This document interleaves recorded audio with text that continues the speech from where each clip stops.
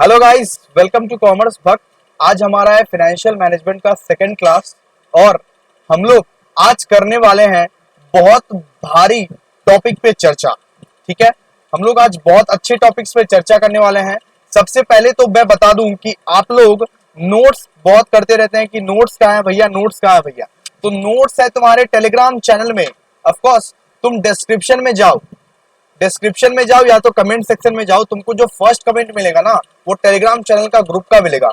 जल्दी जल्दी वो ग्रुप में ज्वाइन हो जाओ। जितने भी अनाउंसमेंट आते हैं या जितने भी वीडियो के अपडेट्स आते हैं या जितना भी नोट्स का अपडेट आता है वो वहीं पे आता है। तो सबसे मैं वही गुजारिश करूंगा, चाहे आप कोई भी सेम में हो, चाहे आप सेकंड सेम का हो, चाहे आप फोर्थ सेम का हो, चाहे आप सिक्स सेम का हो, सबके लिए कुछ ना कुछ वीडियोस आएगा। इसी के लिए आप लोगों को टेलीग्राम चैनल पर ज्वाइन हो जाना है। सब किसी को टेलीग्राम चैनल पर ज्वाइन हो जाना है। और इस चैनल को अभी तक तुमने अगर सब्सक्राइब नहीं किया तो बिल्कुल जल्दी से फटाफट सब्सक्राइब कर लो, क्योंकि बहुत ज्यादा क्वालिटेटिव कंटेंट आने वाला है, बिल्कुल फ्री ऑफ कॉस्ट तुम्हारे लिए। ठीक है, तो आइए हम लोग आज एक धमाकेदार टॉपिक करने वाले हैं। सर कौन सा टॉपिक करने वाले हैं बताइए। हम लोग आज करने वाले हैं डिसीजंस। इसी बात पे जल्दी से जाओ, सब्सक्राइब पहले कर दो, बेल आइकन जरूर दबाना, क्योंकि तुमको नोटिफिकेशन भी मिलेगा इसका। इंपॉर्टेंट अपडेट्स सारा कुछ मिलता है। Decisions of financial management.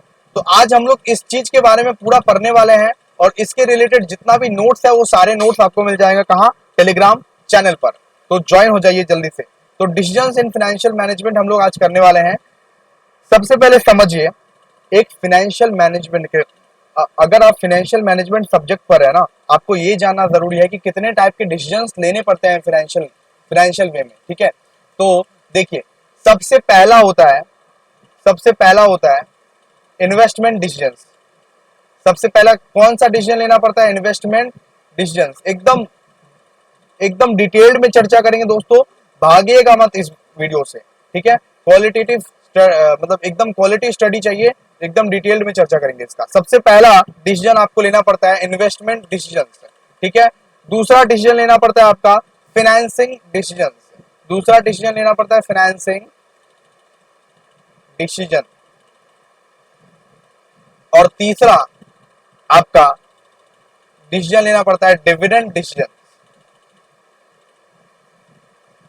ठीक है, इन्वेस्टमेंट डिसीजंस तो ऑफ कोर्स तुम नाम देख के समझ पा रहे होगे ना कि इन्वेस्टमेंट डिसीजंस मतलब क्या हो सकता है। सर इन्वेस्टमेंट डिसीजंस मतलब हो गया कि तुम कौन सा एसेट्स में किधर तुम इन्वेस्ट करने वाले हो, अपना पैसा को तुम क्या चीज इवेलुएट करके तुम कौन सा इन्वेस्ट करने वाले हो, वो चीज इन्वेस्टमेंट डिसीजंस बताता है। फाइनेंसिंग डिसीजंस मतलब कि तुम जो लोन्स लोगे, तुम जो मार्केट से पैसा उठाओगे, तुम किस फॉर्म में पैसा उठाओगे। तुम क्या इक्विटी शेयर कैपिटल को इशू करोगे, या तुम प्रेफरेंस शेयर कैपिटल को इशू करोगे, या तुम डिवेंचर्स लोगे, या तुम लोन लोगे, किस फॉर्म में लोगे, ये फाइनेंसिंग डिसीजंस बताता है। उसके बाद ये सब सारा कुछ रेस करने के बाद अगर तुम्हारा कंपनी प्रॉफिट कमा लिया, उसको बांटना भी तो है। ये डिविडेंड डिसीजंस डिस्ट्रीब्यूट, इस प्रॉफिट को डिस्ट्रीब्यूट किस तरह से करोगे, ये डिविडेंड डिसीजंस बताता है। सारा चीज का डिटेल्स हम लोग पढ़ेंगे। चलिए आइए सारा चीज का डिटेल्स पढ़ते हैं। सबसे पहले देखिए, ये चीज मैंने आपको बताया कि सबसे पहले क्या होता है इन्वेस्टमेंट डिसीजन, दूसरा क्या होता है फाइनेंसिंग डिसीजन, तीसरा क्या होता है डिविडेंड डिसीजन। सबसे पहले द इन्वेस्टमेंट डिसीजंस के बारे में पढ़ते हैं। The process of allocating the square resources, जितना भी रिसोर्सेज है उसको एलोकेट करना बिजनेस फॉर्म का काम है। ओके, तो among the competing investment project can be considered as investment decisions. तो देखिए, the investment decisions can also be categorised into two broad groups. मतलब कि दो ग्रुप्स में अगर बांट दिए जाए, इन्वेस्टमेंट डिसीजंस को दो ब्रॉड ग्रुप्स में बांट दिए जाए। सबसे पहले क्या आता है, investment decisions relating to the fixed asset. Fixed asset किसको बोलते हैं? Land, building. लैंड खरीदने में क्या इवैल्यूएशन तुमको लगेगा, कौन कौन सा फैक्टर्स को तुमको कंसिडर करना पड़ेगा, लैंड, बिल्डिंग, मशीनरी, ये सब सारा चीज कैपिटल बजटिंग डिसीजंस बोलते हैं। इसको कैपिटल बजटिंग डिसीजन भी बोलते हैं। ये सारा का सारा चीज को तुम पहले एनालाइज करते हो कि जो मैं इतना भारी भारी सामान खरीदने वाला हूँ, फिक्स्ड एसेट्स खरीदने वाला हूँ, लैंड खरीदने वाला हूँ, फैक्ट्री बिल्डिंग खरीदने वाला हूँ, मशीनरी खरीदने वाला हूँ, ये मेरे को कितना ग्रोथ पहुंचाएगा 5 साल, 10 साल, 15 साल में। या यहाँ पे तुम सारा कुछ कैपिटल बजटिंग डिसीजन, जैसे कि टीवीएम में जितना भी मेथड्स होता है, टीवीएम करने वाले हम लोग टाइम वैल्यू ऑफ मनी, जितना भी मेथड्स होता है वो सारे मेथड्स को लगा के तुम कैपिटल बजटिंग डिसीजंस बनाते हो। एक तो डिसीजंस हो गया तुम्हारा फिक्स्ड एसेट को खरीदने को लेके बेटा, ये बात आपने समझा। सबसे पहला डिसीजंस आपका रहता है फिक्स्ड एसेट खरीदने को लेकर।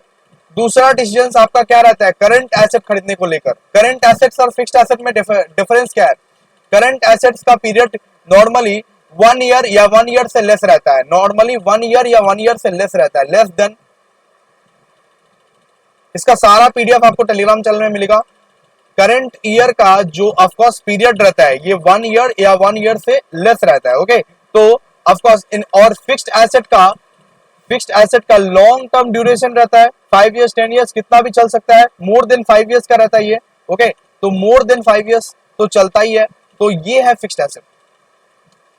तो आप लोगों को किस तरह से डिसाइड करना है, दो तरह से आप लोग डिसाइड करेंगे। सबसे पहले तो फिक्स्ड एसेट आपको खरीदना है या करंट एसेट आपको खरीदना है, उसके लिए आप पूरा इवैल्यूएशन करते हैं।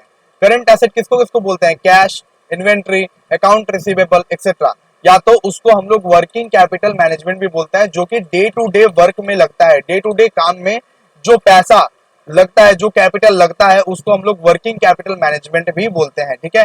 तो देखिए ये दो डिसीजंस आपको करने पड़ते हैं। सबसे पहले इसको पढ़िए। In case of capital budgeting, the capital investment decisions pertain to the allocation of the funds to investment proposal whose benefit are realized in future। मतलब कि जिसका बेनिफिट आप फ्यूचर में रियलाइज करोगे, अभी रियलाइज नहीं करोगे। कैपिटल बजटिंग मतलब क्या? एकदम प्लांट मशीनरी लैंड बिल्डिंग पर जो आप इन्वेस्टमेंट करने वाले हो उसका उसका बेनिफिट आप फ्यूचर में अचीव करोगे, यही होता है ना फिक्स्ड एसेट का बेनिफिट है।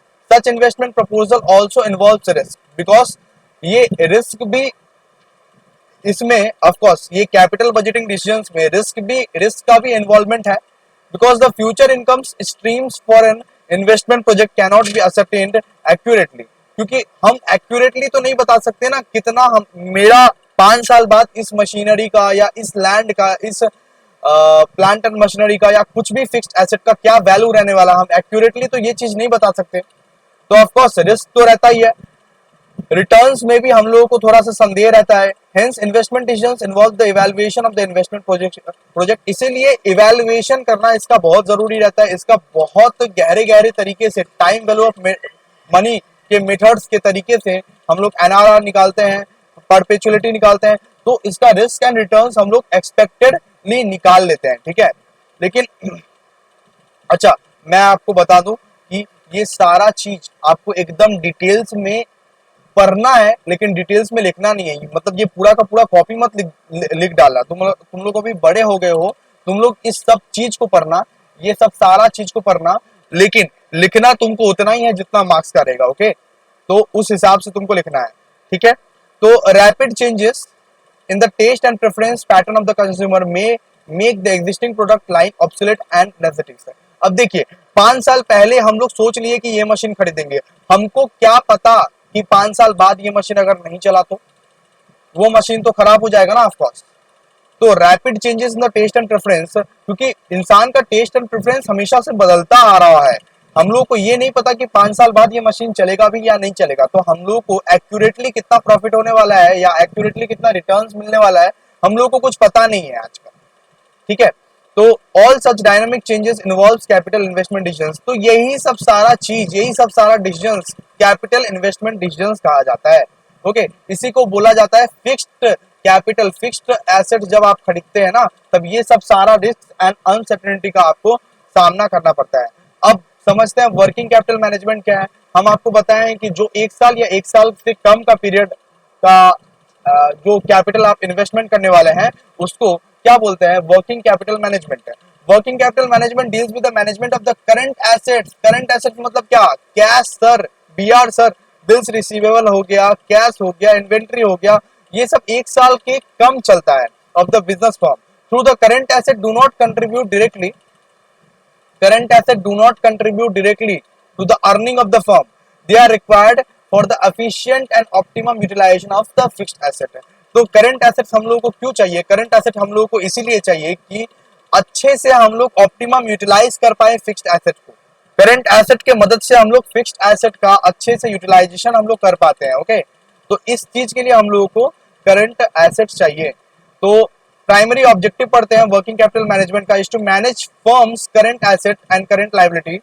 Current assets and current liability मतलब कि करंट एसेट्स और करंट लायबिलिटी को इस तरह से मैनेज करना है a way that is satisfactory level of working capital is maintained। तो आप लोगों को मैं बताया हूं कि पूरा बुक नहीं लिखना है, आप लोगों को अच्छी तरह से समझ लेना है, पढ़ लेना है कंसेप्ट को, इसी तरह से आप लोग आराम से अपने हिसाब से अपने वर्ड में लिख पाएंगे और बीकॉम में अच्छा मार्क्स ला पाएंगे। अब देखिए, अब सबसे दूसरा में आते हैं, ये वाला तो आप लोग बहुत अच्छे से समझ पाए होंगे, वर्किंग कैपिटल था एक तो, और एक कैपिटल बजटिंग था। तो इस चीज में आप लोगों का कोई भी डाउट नहीं रहा होगा। चलिए अब सेकंड वाला पॉइंट में आते हैं, फाइनेंसिंग डिसीजंस। फाइनेंसिंग डिसीजंस मतलब कि क्या, the second major functions of business firms is concerned with the financing decisions. यहाँ पे हम लोग कितना डेट उठाने वाला है, कितना इक्विटी कैपिटल उठाने वाला है, यहाँ पे देखिए, the proportion of debt and equity capital in any business firm determines it capital structure. मतलब कि हम कितना शेयर इशू करने वाले हैं, मतलब इक्विटी शेयर कैपिटल कितना रखने वाले हैं और कितना डेट उठाने वाले हैं। डेट मतलब कि क्या, डिबेंचर्स कितना लेने वाले हैं, प्रेफरेंस शेयर कैपिटल कितना लेने वाले हैं और बैंक से लोन्स कितना लेने वाले हैं, उसी को बोलते हैं डेट। ठीक है, लॉन्ग टर्म डेट हम कितना लेने वाले हैं और इक्विटी शेयर कैपिटल कितना लेने वाले हैं, ये प्रपोर्शन को क्या बोलता है, ये प्रपोर्शन को बोलते हैं capital structure. In fact there are two main sources of the firm. मतलब मेन सोर्सेस अगर मैं आपको पढ़ाऊं तो दो मेन सोर्सेस ऑफ फाइनेंस क्या क्या है। सबसे पहले the fund supplied by share holders, because हम लोग बचपन से पढ़ते हुए आ रहे हैं कि share holders is the owner of the company. अगर शेयर होल्डर पैसा देता है कंपनी को तो उसको रिटर्न करने का कोई झंझट नहीं है, रिस्क शेयर होल्डर का हो गया, लेकिन वो ओनर भी बन गया, शेयर होल्डर ओनर भी बन जाता है। लेकिन शेयर होल्डर से क्या रिटर्न का कुछ मतलब ऑफकोर्स ऐसा तो है नहीं ना कि रिटर्न देना पड़ेगा शेयर होल्डर को, नहीं, शेयर होल्डर ओनर बन जाता है। और दूसरा सोर्सेस है आपका लेंडर्स, जैसे कि जो लोन उठाते हैं, डिबेंचर्स इशू करते हैं, या तो लोन उठाते हैं या तो ऑफकोर्स कुछ भी बैंक से लोन उठाते हैं, लॉन्ग टर्म लोन्स, तो उसको हम लोग बोलते हैं डेट कैपिटल। तो दो सोर्सेस हैं पैसा का। अगर आपको पैसा चाहिए अपने बिजनेस के लिए तो दो सोर्सेस हैं, या तो शेयर इशू करो या तो डेट उठाओ। ठीक है, these sources have their own peculiar features and characteristics. तो ये दोनों सोर्सेस का ही अपना अपना फीचर्स भी है और अपना अपना डिसएडवांटेज भी है। The debt capital involves A committed cost in the forms of fixed interest payment. तो डेट अगर आप उठा के लाए, मार्केट से कर्जा अगर आप उठा के लाए, तो उसको क्या करना पड़ता है, उसको आपको चुकाना पड़ता है, उसको आपको हर महीना चुकाना पड़ता है। लेकिन इक्विटी शेयर होल्डर्स का क्या है, are to be paid dividend only when the firms earn profit. मतलब कि फर्म अगर प्रॉफिट अर्न किया तभी डिविडेंड चाहिए इक्विटी शेयर होल्डर्स को, वरना नहीं। फर्म अगर प्रॉफिट अर्न करता है तभी डिविडेंड चाहिए, ओके, वरना कोई भी केस में नहीं। The debt capital are the borrowed fund are relatively cheaper than equity capital. तो ऑफ कोर्स इक्विटी कैपिटल से चीपर ही रहेगा डेट कैपिटल, है ना, but they entail is risk element है। ऑफ कोर्स रिस्क तो बहुत ज्यादा ही रहता है इसमें। तो आप लोगों को फाइनेंसिंग डिसीजंस बहुत अच्छे से क्लियर कराने के लिए मैं यहाँ पर बैठा हूँ। फाइनेंसिंग डिसीजंस, डिविडेंड डिसीजंस और इन्वेस्टमेंट डिसीजंस, तो ये चीज आप लोगों को बहुत अच्छे से हमको आज क्लियर कराना है। देखिए अब आगे पढ़ते हैं। In case of equity capital there is no committed outflow of funds. मतलब इक्विटी शेयर कैपिटल में तुम क्या पेमेंट करते हो, तुम क्या आउट मतलब अपने बिजनेस क्या अपना बिजनेस क्या आउटफ्लो ऑफ फंड करता है। आउटफ्लो ऑफ फंड मतलब कि मोटा मोटा रकम क्या ऑफ कोर्स तुमको पेमेंट करना पड़ता है, नहीं ना। इक्विटी शेयर कैपिटल अगर किसी ने तुमने इशू किया है तो वो आदमी तुम्हारा फर्म का इतना परसेंट का ओनर बन गया, उसको वापस पैसा चुकाने का कोई जरूरत नहीं है, और in form of repayment of capital. लेकिन प्रेफरेंस शेयर कैपिटल के क्षेत्र में preference share capital intense commitment in the form of given minimum dividend payment. मतलब प्रेफरेंस शेयर कैपिटल में क्या होता है ना कि तुमको इतना डिविडेंड देना पड़ेगा देना पड़ेगा देना पड़ेगा। प्रेफरेंस शेयर कैपिटल होल्डर पता है इक्विटी शेयर कैपिटल होल्डर से पहले डिविडेंड पाता है। Preference share capital holder equity share capital holder से पहले डिविडेंड पाता है। ओके, चलिए आगे। A business firm generally employs both debt capital and equity capital to finance its activity. Of course, debt का भी सहारा लेना पड़ता है तुमको और इक्विटी का भी सहारा लेना पड़ता है, दोनों का सहारा लेना पड़ता है एक बिजनेस को चलाने के लिए, ठीक है। होप तुम बहुत अच्छे से फाइनेंसिंग डिसीजंस आराम से जान गए हो। अब पढ़ते हैं डिविडेंड डिसीजंस के बारे में। अब क्या पढ़ते हैं डिविडेंड डिसीजंस के बारे में। Another major area of the finance functions is the dividend decisions. It deals with the appropriation of profit. Appropriation of profit मतलब प्रॉफिट्स बंटवारा कैसे होगा, प्रॉफिट्स का बंटवारा कैसे होगा टैक्सेस को काट के, after taxes in the business form. सबसे पहले तो टैक्स दोगे ना, ऑफ कोर्स गवर्नमेंट को टैक्स भी देना पड़ेगा, टैक्सेस को देके प्रॉफिट का बंटवारा किस तरह से होगा, किस तरह से तुम डिविडेंड दोगे अपना शेयर होल्डर्स को, इस चीज का डिसीजन को ही बोलते हैं डिविडेंड डिसीजन, ठीक है। It is mainly concern with the dividend मतलब distribution of earning of the firm among its equity holders as dividend. Naturally, it is also concerned with the retention of earning of the firm. मतलब firm कितना पैसा अपने अपने firm में रखा जा रहा है, कितना पैसा अपना फर्म में रखा जा रहा है for financing it future growth plan.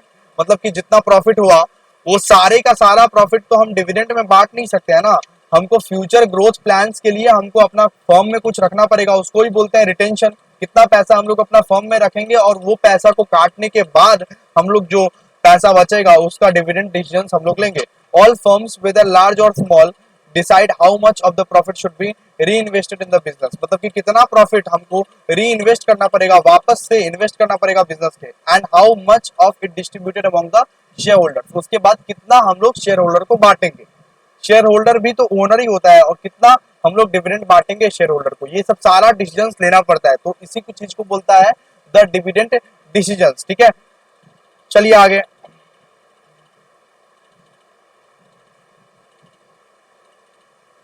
Higher amount of dividend payment satisfy the exceptions of expectations of share holders, no doubt. लेकिन अगर तुम हायर अमाउंट ऑफ देते हो तो एक्सपेक्टेशंस बढ़ जाता है ना शेयर होल्डर का, लेकिन lower retention might restrict the place of the future growth. मतलब अपना फर्म में भी रखना बहुत जरूरी है, अपना फर्म का के फ्यूचर ग्रोथ के लिए भी पैसा रखना बहुत जरूरी है। तो ऑफ कोर्स तुम हायर अगर दे दोगे अपना डिविडेंड तो मतलब ऑफ कोर्स शेयर होल्डर तो खुश हो जाएगा, लेकिन तुम्हारा फर्म का ग्रोथ नहीं हो पाएगा ना। तो फर्म का ग्रोथ के लिए तुमको क्या करना पड़ेगा, एक मिनिमम एक रीजनेबल अमाउंट देना पड़ेगा, जो ज्यादा नुकसान भी ना हो, जो ज्यादा फायदा भी ना हो शेयर होल्डर को, ठीक है। Due to the market in perfections and uncertainty, shareholders give higher weightage to the current dividend rather than the future dividend and capital gains। तो फ्यूचर डिविडेंड और कैपिटल गेन्स पे ज्यादा फोकस नहीं करते, current dividend pay ज्यादा focus करते हैं ये लोग शेयर होल्डर लोग, ठीक है। उसके बाद सारा का सारा चीज नहीं पढ़ना है, बुक में बहुत कुछ दिया रहेगा, तुमको चुन चुन के लिखना है, इतना तक पढ़ लेना इसको। इसके बाद देखो, similarly the firm may fail to exploit the reinvestment opportunities available to because improper retention policy. तो ऑफकोर्स री इन्वेस्टमेंट अपॉर्चुनिटीज हो सकता है कि फर्म के द्वारा फेल हो जाए ये चीज, क्योंकि हम लोग रिटेन नहीं किए पैसा को अगर तुम रिटर्न सही तरीके से अगर तुम रिटेन नहीं करते हो ना, तब हो सकता है कि तुम्हारा री इन्वेस्टमेंट अपॉर्चुनिटीज तुम्हारा फेल हो जाए। अगर बिजनेस में कुछ नया अपॉर्चुनिटीज आया, नया इन्वेस्टमेंट का अपॉर्चुनिटीज आया, उसमें तुम फेल हो जाओ, ऐसा हो सकता है। तो इसीलिए पैसा रखना फर्म में बहुत जरूरी है, okay.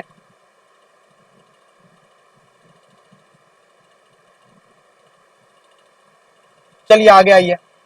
It is important to note that the three decisions, investment, financing and dividend। Of course dividend decisions इतना तक ही था और तुमको इतना तक ही पढ़ना है।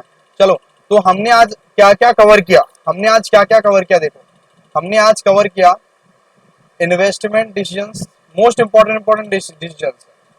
अब तुम पूरा का पूरा वीडियो अच्छे से नहीं देख रहे हो, शॉर्ट ड्यूरेशन का बना रहा हूँ, जल्दी जल्दी बोल रहा हूँ और बहुत ब्रीफली बहुत एनालिटिकल वे में मैं समझा रहा हूँ। अब अच्छे से तुमको भी देखना है इसी पर, और लाइक सब्सक्राइब करो, मेरे को मोटिवेट करो, तब जाके नेक्स्ट वीडियोस में अपलोड कर पाऊंगा। सबसे पहले इन्वेस्टमेंट डिसीजंस, उसके बाद फाइनेंसिंग डिसीजंस और उसके बाद डिविडेंड डिसीजंस। तो तीनों का तीनों हमने कवर किया अच्छे से, उसको तुमको बहुत अच्छे से रिवाइज भी करना है, ओके। बहुत अच्छे से रिवाइज करके आना, और प्लीज सब्सक्राइब कर दो, शेयर कर दो, लाइक कर दो। ठीक है, चलो मिलते हैं नेक्स्ट वीडियो में, तब तक के लिए बाय। और ये सब सारे चीज का पीडीएफ तुमको मिल जाएगा, लेकिन सबसे पहले तुम रिवाइज करना, सबसे पहले ये वीडियो को एंड तक देखना। ठीक है।